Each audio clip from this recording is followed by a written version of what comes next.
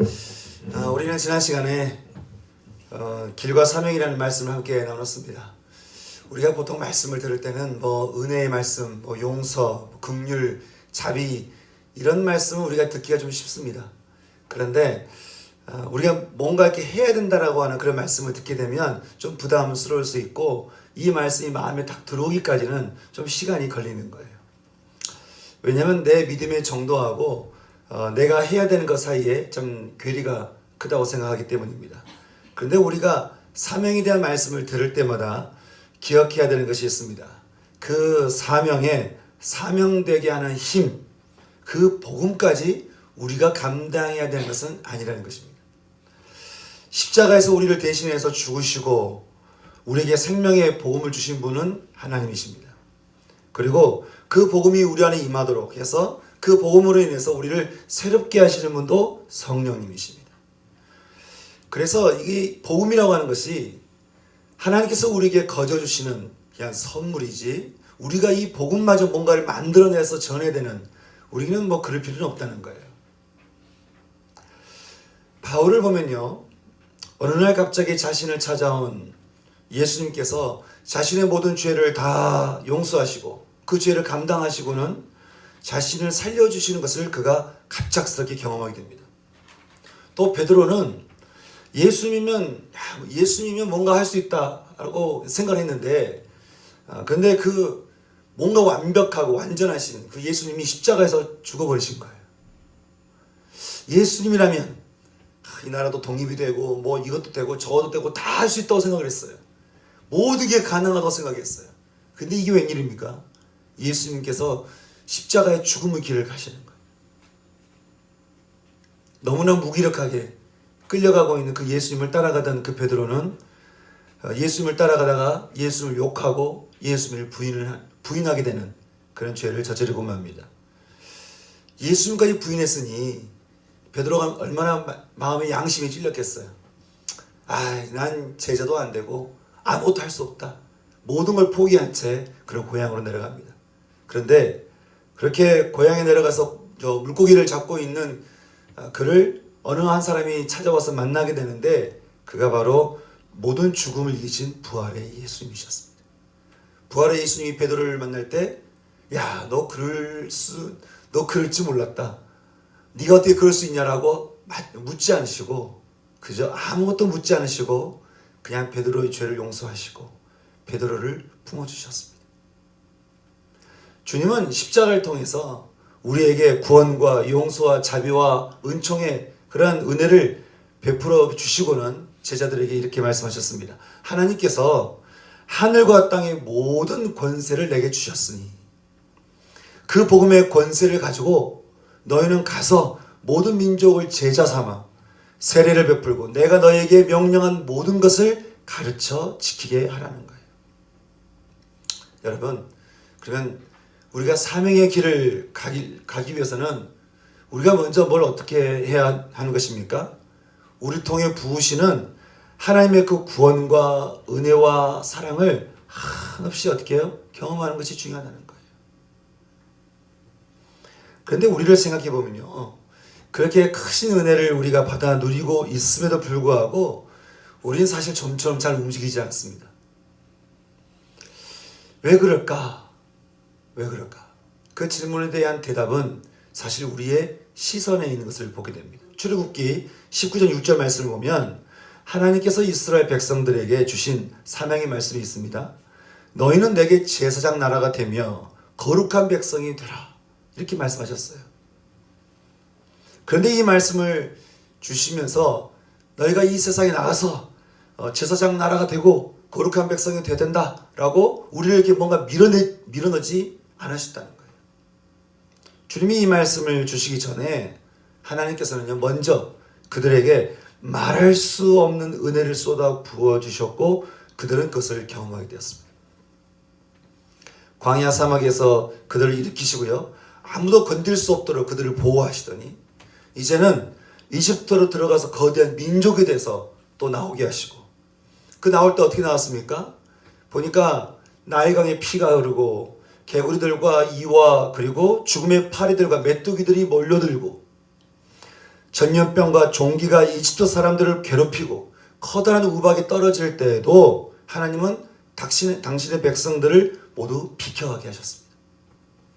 결국 태양신을 섬기는 이집트의 해를 가리는 흑암과 그리고 파라오라고 하는 절대 신적인 그런 존재인 왕의 마다들의 그 죽음이 있을 때에도, 그리고 이집트 전역에 마다들이 죽어갈 때에도 하나님은 그 모든 재앙에서 이스라엘은 비껴가게 하셨습니다. 그뿐입니까? 여러분, 광야로 나올 때 갈라진 바다 위를 걷게 하셨고요. 낮에는 구름 기둥으로, 밤에는 불 기둥으로 그들을 보호하셨습니다. 무려 40년이라는 시간을 그들이 사막에서 지냈지만 하나님의 그 민족은 전혀 줄어들지 않았습니다. 그렇게 해서 도착한 땅이 가나안 땅입니다. 약속의 땅이었습니다. 그런데 여러분, 그 하나님께서 이게 어떻게 준 땅이에요? 어떻게 들어간 땅입니까? 이 기가 막힌 은혜로 그 들어간 땅 아니겠어요? 그런데 그 땅에 딱 들어가서 그들이 했던 일이 뭡니까? 하나님을 버리고 우상을 섬기는 것이었습니다. 그러다 결국 BC 722년에 먼저 북이스라엘이 망하고요. 또 BC 586년에 남유다 왕국이 망하면서 그들 모두가 포로로 끌려가는 약속의 땅에서 쫓겨나가는 기막힌 신세가 되고 말았습니다. 여러분, 뭐가 잘못되었을까요? 그들에게 은혜를 베풀어 주시면서 끝까지 기다려 주시면서 끝까지 용서하시는 하나님이 잘못된 겁니까? 그들은 그렇게 하나님께서 그렇게 엄청난 은혜를 주셨는데도 불구하고 어떻게 그 약속의 땅에 들어가서 그 땅을 잃어버렸을까요? 이유는 하나였습니다. 바로 그들의 시선에 대한 문제였습니다. 오늘 말씀은 이스라엘 백성들이 포로에서 돌아오면서 불렀던 노래의 가사입니다. 그들이 포로에서 돌아오면서 이런 생각을 했던 것 같아요. 야, 우리가 어떻게 약속의 땅에서 쫓겨나게 되었을까? 하나님이 우리에게 약속의 땅을 주시고 축복을 주셨는데 왜 우리는 망했을까? 에스겔 선지자는 이에 대해서 이렇게 말을 해주고 있습니다. 하나님의 백성들이 무너진 것은 그들의 성전이 더럽혀졌기 때문이었다. 다시 말해서 그들이 약속의 땅에서 쫓겨나게 된 것은 어떤 전략이 부족해서도 아니고 어떤 정치적인 실수 때문도 아니고 어떤 실력이 부족해서도 아니고 바로 성전이 무너졌기 때문이었다라고 하는 것이에요.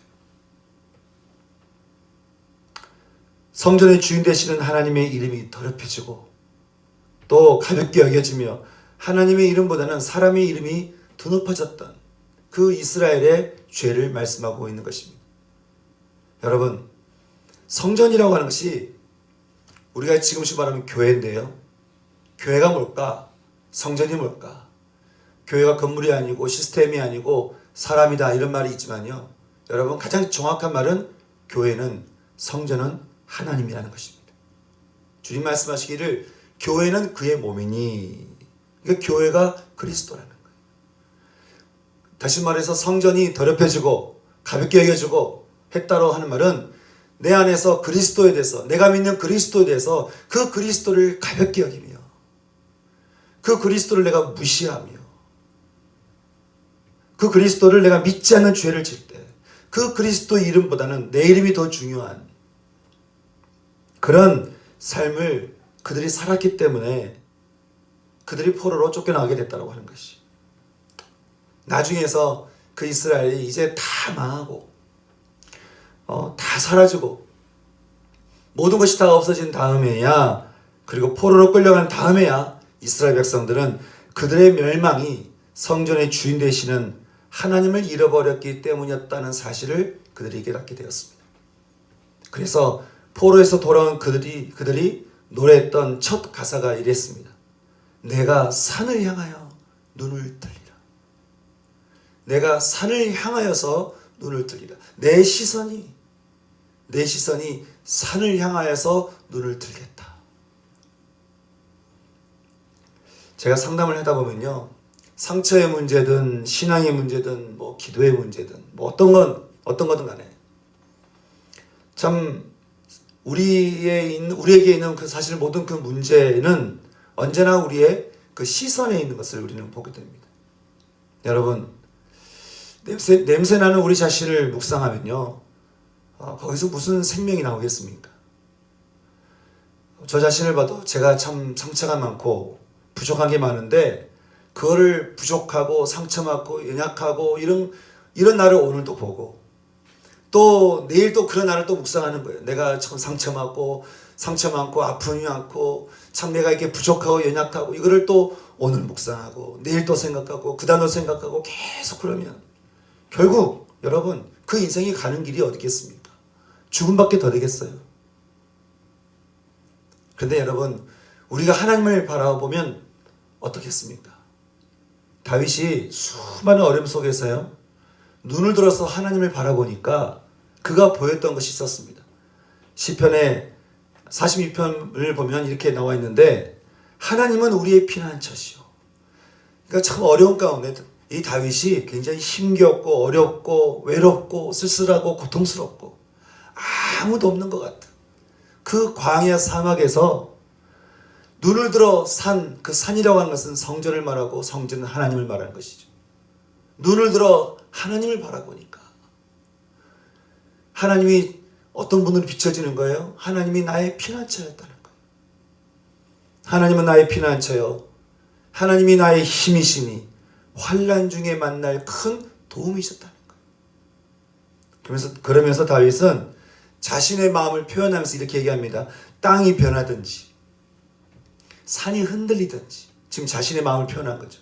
자신의 상황이에요. 그게 바닷 가운데 빠지든지 바닷물이 솟아나고 뛰놀든지 그것이 넘침으로 산이 흔들릴지라도 우리는 두려워하지 아니하리로다. 하나님 우리 가운데 계심에 우리가 흔들리지 않을 것은 하나님이 우리를 도우시기 때문이로다.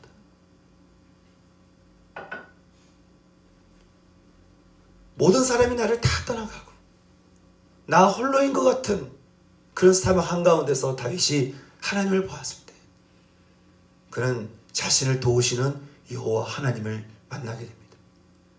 그리고 그는 그곳에서 샬롬, 평안하게 됩니다. 우리는 수많은 은혜를 받으며 지금 이 자리에 앉아있지만, 은혜 받고 구원받은 우리가 잊지 말아야 될 것이 있습니다.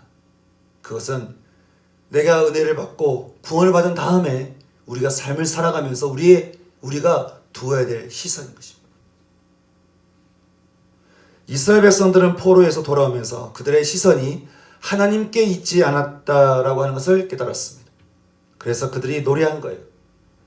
내가 이제는 산을 향하여 눈을 들겠다는 거예요. 저는 오늘 이 시간에 저와 여러분 모두가 여러분의 현재가 어떠하든 상태가 어떠하든 상관없이 무엇보다도 눈을 들어서 시온산이 있는 성전이 있는 시온, 그 하나님을 바라볼 수 있는 은혜가 있기를 주님의 이름으로 축원합니다. 그렇게 이스라엘 백성들이 눈을 들어 산을 보니 그들이 어떤 하나님을 보고 있다라고 우리에게 말씀해 주고 있을까요? 1절과 2절 말씀 우리 같이 한번 읽어보겠습니다. 그들이 성전을 보니 그들의 눈에 비치는 하나님은 먼저 도움이 되시는 하나님이 보였다는 거예요. 나를 도우시는, 우리를 도우시는 하나님이 보였다는 거죠. 여기 도움이란 단어, 이 에즈리라고 하는 단어는요, 도움이란 단어의 뜻도 있지만 거기에는 원조를 받다, 또 구조를 받다라고 하는 뜻이 함께 쓰여져 있습니다. 다시 말해서 세상 풍파가 밀려와서 이제 참 가나안으로도 돌아가게 되지만 또 어떤 일이 일어날지 알지 못하는 그들 가운데 그들을 구조하시고 그들에게 원조를 베푸시며 그들로 하여금 안전히 가나안 땅에 머물게 하실 분은 여호와 하나님이시라고 하는 것입니다. 그런데 이들은요, 그 도움의 하나님을 노래하면서 2절에서 그 하나님을 덧붙여서 이렇게 이야기해주고 있습니다. 우리를 도우시는 하나님이 어떤 분이시냐? 하나를 덧붙여서 말하기를 그분은 천지를 지으신 여호와시라고 하는 거예요. 천지를 지으신 여호와시다. 여러분, 천지입니다. 하늘과 땅입니다. 다시 말해서 온 우주와 이 지구 이것을 창조하신 분이 여호와 하나님이신데 그분이 나를 도우신다는 거. 여러분 창조라고 하는 것은요 어떤 뭔가를 바꾸는 것 그것을 말하는 거나 어떤 복제하는 것을 말하는 게 아닙니다. 무에서 유를 만들어내는 것을 가리켜서 우리는 창조라고 말을 하죠. 여러분 아무리 우리 안에 소망이 없어 보이고 아무리 우리 인생에 생명이 없는 것 같고 아무리 생각해봐도 도저히 빠져나올 수 없는 막막함 가운데 우리가 갇혀 있다 할지라도 하나님을 믿는 하나님의 백성들에게 소망이 있는 것은 태양을 만드시고 우주를 만드시며 이 지구의 모든 생물과 인간을 창조하신 그 하나님께서 우리 가운데 개입하셔서 어떻게 해요? 우리를 돕기를 원하신다는 거예요. 천지를 만드신 하나님이 우리를 돕기를 원하신다는 거예요. 사랑하는 여러분, 온 우주를 만드신 하나님께서 여러분의 인생을 돕기를 원하신다는 이 말씀. 여러분 이 말씀을 여러분 믿음으로 취할 수 있는 여러분 되시기를 소망합니다. 여러분 우리가 어떤 상황 가운데 있다 할지라도요. 그 하나님 앞에 우리가 엎드려서 그 하나님의 이름을 부르고 그 하나님을 찾고 하나님 온 세상을 창조하신 거죠. 제 안에도 오셔서 제 인생도 새롭게 창조하여 주시옵소서. 그렇게 여러분 기도하시면 하나님께서 빛이 있으라 라고 말씀을 하실 때 빛이 있었던 것처럼 우리 인생 가운데 말씀을 하기 시작하면 여러분 우리 인생이 변화되지 않을 수 있겠습니까? 저는 여러분을 향한 하나님 아버지의 도우심이 여러분의 인생 깊숙이 임할 수 있기를 주님의 이름으로 축원합니다. 여러분 힘들 때마다 어려울 때마다 산을 향하여 성전을 향하여 하나님을 향하여 눈을 들어서 여러분을 도우시는 여호와 하나님을 바라보시기 바랍니다. 시선을 그분을 향해 두시면서 그리고 하나님의 이름을 부르시기 바랍니다.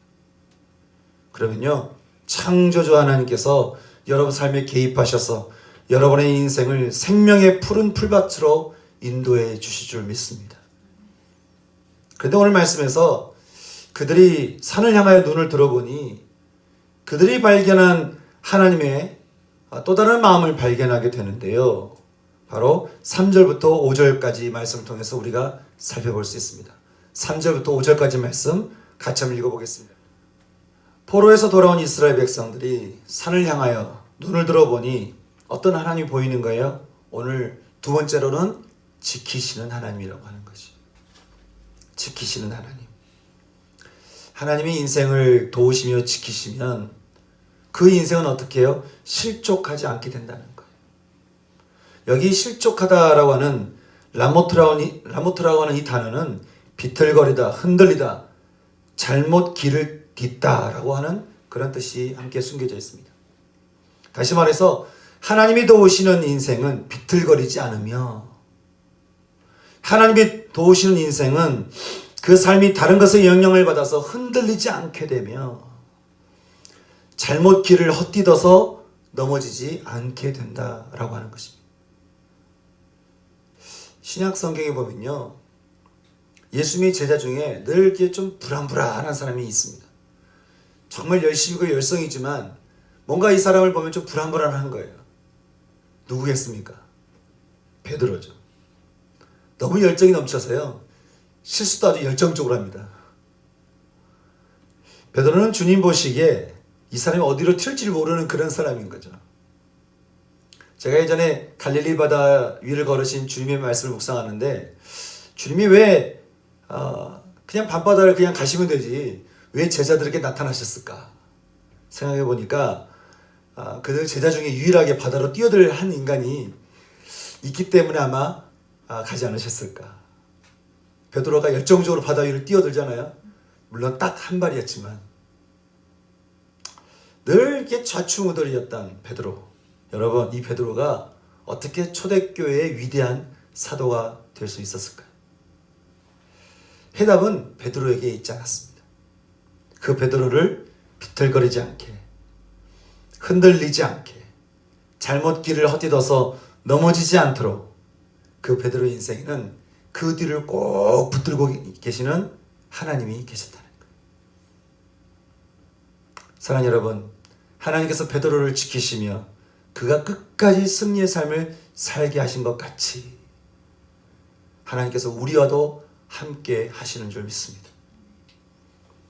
근데 그 지키심에 대해서요, 시편자는 4절 말씀을 통해서 얘기하기를 그분은 어떻게 지키신다는 거예요? 졸지도 아니하시고 주무시지도 않는다라고 얘기하는 거예요. 시편 저자가 이렇게 표현하는 것은 당시 고대 근동의 신들에 대한 배경 때문이었습니다. 고대 근동의 신들은 평소에는 잠들고 있다가 도움이 필요한 사람들이 자신을 깨우는 이런저런 방법을 사용해서 그들을 깨우면 그때서야 일어나서 사람들을 돕는다. 그렇게 생각을 하고 있었던 것입니다. 그래서 참 신을 깨워야 되는 그런 고대 근동의 그런 상황인데 그 상황 가운데 있던 이스라엘 백성들이 어떻게 노래하는 거예요? 이스라엘 백성들 오늘 말씀을 통해서 고백하기를 우리 하나님은 졸지도 아니하시고 주무시지도 않는 분이시다. 이렇게 이야기를 하는 거예요. 우리 하나님이 우리를 지키시되 졸지도 않으시고 주무시지도 않으셨다. 언제나 우리와 함께 하셨다.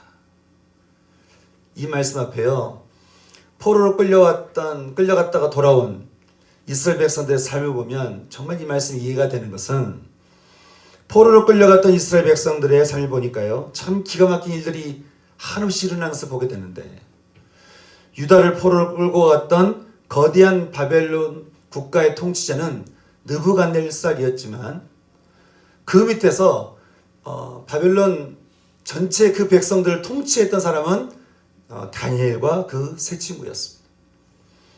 또한 바벨론이 멸망하고 페르시아로 넘어갔을 때 그 페르시아 첫 번째 왕 고레스의 지혜자 역시 다니엘이었으며, 고레스는 이스라엘을 포로에서 돌아가라는 명령을 내리게 되고 그것도 돌아가서 성전을 건축하라 라고 하는 그런 명령을 내린 것을 보게 되죠. 고레스에 이어서요, 캄비세스, 다리오, 그리고 우리가 영화 300에서 잘 알고 있는 크세르크세스, 그리고 아하수르의 왕 시대에 들어서는 유대인들이 떼죽음을 당하게 되었을 때 그의 아내였던 유대인 에스더이에서 그 참혹한 일이 멈춰지게 되는 일들이 일어나게 되고요. 크세르크세스, 아하수레로 그 왕의 아들 아다사스도 왕 1세 때에 대해서는 그의 지혜자로 있었던 느헤미야에서 이스라엘은 포로 생활에서 서서히 종결이 되어가고, 페르시아 왕에 의해서 예루살렘 성벽이 건축되는 기적 같은 일들이 일어나게 된 것을 우리는 보게 되는 것입니다. 비록 포로로 끌려갔지만, 비록 모두가 다 사라질 뻔한 위기가 수없이 밀려왔지만, 모두가 깨끗이 없어져 버릴 수 있는 수많은 위기가 그들 가운데 닥쳐왔었지만, 그들이 그렇게 넘어질 수가 없었고 사라질 수 없었던 것은 그 이스라엘을 지키시는 이가 졸지도 아니하시고 주무시지도 않았기 때문이었다는 거예요. 그리고 그 하나님께서 저와 여러분의 인생에도 동일하게 개입하셔서 졸지도 않으시고 주무시지도 않는다라고 하는 것입니다. 사랑하는 여러분, 우리가 하나님의 이름을 부를 때 하나님은 우리 가운데 오셔서 우리의 24시간을 우리와 함께 하시며 우리를 지켜 보호하십니다. 여러분, 이 하나님이 우리를 주야로 지켜주시니 여러분, 그 하나님을 믿는 삶이 얼마나 안전합니까? 이 하나님만큼 든든한 게 어디 있겠어요? 이 하나님을 믿고 사는 것만큼 안전한 삶이 어디 있겠습니까? 저는 여러분의 삶이 우리를 주야로 지키시는 하나님을 꼭 붙들고 살아갈 수 있는 은혜가 있기를 소망합니다. 근데 또 그 지키시는 하나님에 대해서요, 시편 저자는 5절에서 더욱더 절절하게 노래합니다. 바로 여호와께서 내 오른쪽에서 너의 그늘이 되어주신다 라고 하는 그런 말씀입니다. 성경에서 하나님의 오른쪽은요, 그 사람을 지탱해 주는 힘을 말하고, 또 그늘이라고 하는 것은 광야에서의 안식을 말하는 것이죠.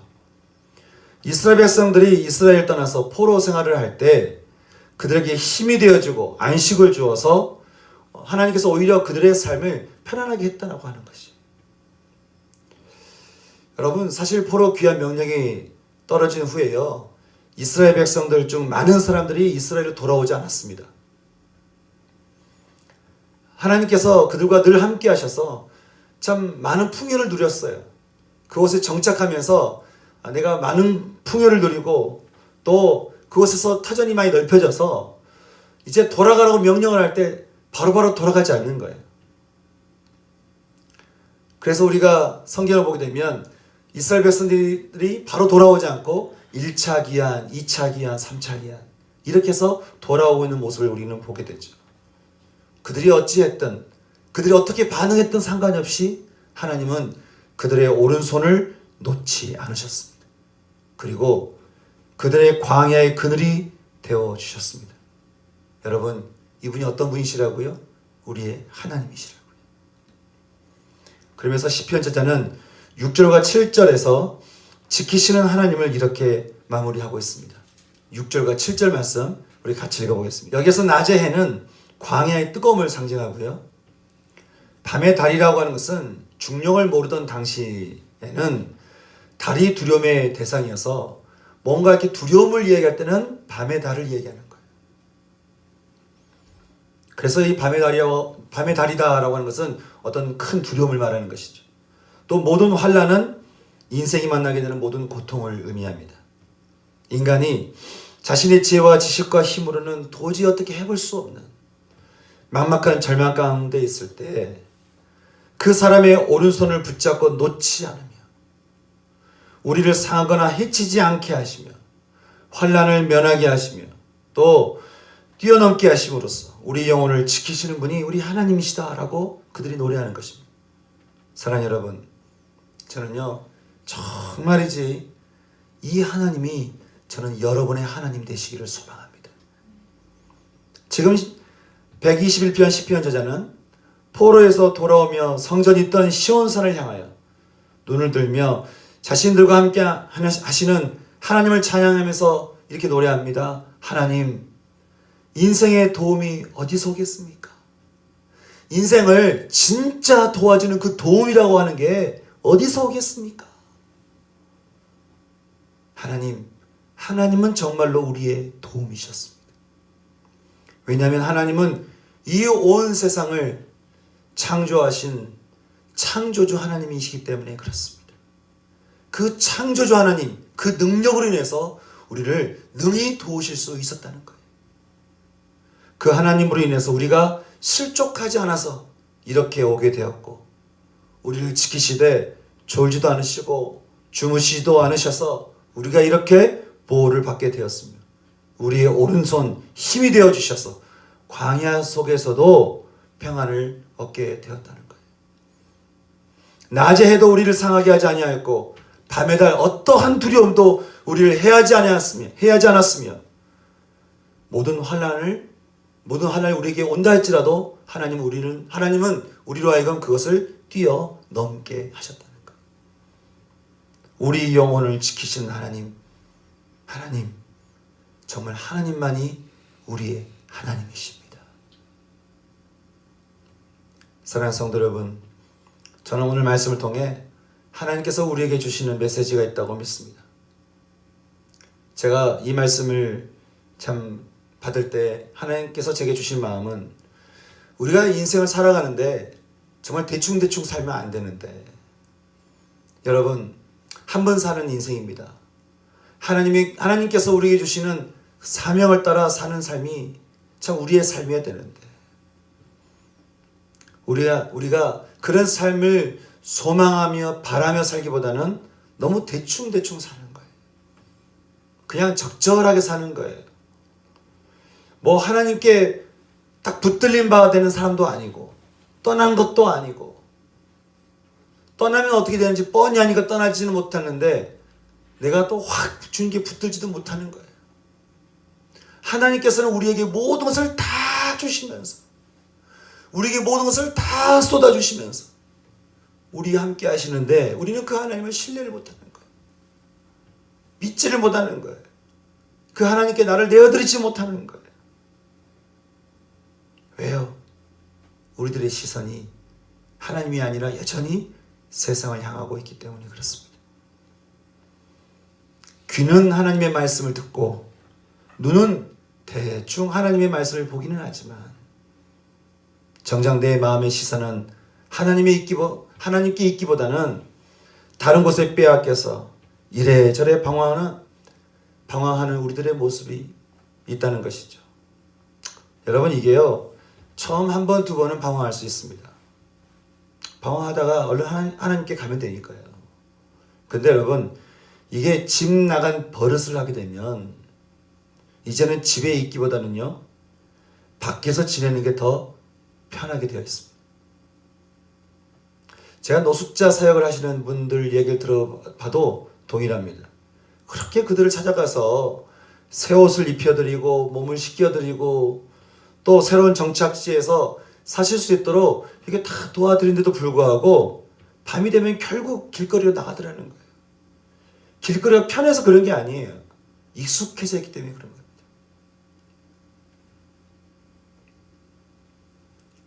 그래서 늘 밖에 있던 이스라엘 백성들이 하나님께서 돌아오라고 그렇게 말씀한데도 그들이 돌아오지 않는 것이죠. 그러다 결국 이스라엘이 멸망당하고 그들은 그 땅에서, 약속의 땅에서, 언약의 땅에서 쫓겨나게 되었습니다. 사랑하는 여러분, 온유한 자는 복이 있나니 그들이 땅을 기업으로 얻을 것이다 라고 했습니다. 어떤 사람이 온유한 사람이겠습니까? 하나님의 뜻에 순종하기를 기뻐하고 그 뜻을 따라 사는 것을 즐거워하는 사람을 말합니다. 그러면 그들에게 하나님께서 어떻게 하시겠다고 말씀하고 있죠? 그들의 땅, 그들의 기업을 주실 것이다 라고 하는 것입니다. 다시 말해서 우리는 어떤 기업을 요구하고 땅을 요구하고 하나님께 뭔가를 이렇게 이야기를 많이 해요. 하지만 정작 하나님은 누구에게 그 땅을 주신다는 거예요? 온유한 자에게 주신다는 거예요. 사랑하는 여러분, 저는 오늘 이 시간 저와 여러분 모두가 그동안 흩어져 있었던 우리의 모든 시선을 다 모아서 성전이 있는 시온산, 그 여호와 하나님을 향하여서 눈을 들어 바라볼 수 있기를 주님의 이름으로 축원합니다. 우리 함께 하나님을 향하여 눈을 들어 보십시다. 그리고 하나님께서 우리들에게 어떻게 말씀하고 계시는지, 우리를 향한 마음이 어떠하신지를 한번 들어보십시다. 그리고 그 천지를 창조하신 기가 막힌 하나님께서 나를 향해 말씀하시는 음성을 우리 함께 들으십시다. 하나님, 말씀해 주시옵소서. 하나님, 저에게도 말씀해 주십시오. 우리가 듣기를 원합니다. 그래서 아직은 좀 엉성하고 아직은 좀 부족하고 아직은 참 많이 미숙한 그런 우리들이지만 산을 향하여 눈을 들어 도움과 지키시는 하나님을 바라볼 때 시편 저자가 마지막 8절에서 고백했던 것처럼 여호와께서 너의 출입을 지금부터 영원까지 지키시리로다. 여호와께서 나의 삶의 시작과 끝, 나의 삶이 오가는 모든 길에서 지금부터 영원까지 나를 지키실 거라고 하는 이 믿음의 고백이 저는 저와 여러분의 고백되기를 소망합니다. 우리 함께 산을 향하여 눈을 들어 하나님을 보지 않으시겠습니까? 우리의 도움 되시며 우리를 지키시는 하나님을 바라보십시다. 오늘 이 시간 잠깐 우리가 주 앞에 기도할 때 우리 모든 시선을 다 모아서 좀 우리가 하나님을 향해서 나갔으면 좋겠습니다. 하나님, 제 모든 시선을 주님께 올려드립니다. 주님, 내 모든 시선을 내 마음의 생각과 내 속에 있는 모든 마음들, 그것을 다 주님께 올려드립니다. 함께 이 시간에 우리 모든 마음을 주님께 올려드리시면서 우리 생각도 올려드리고 마음도 올려드리고 다 산을 향하여 눈을 드십시다.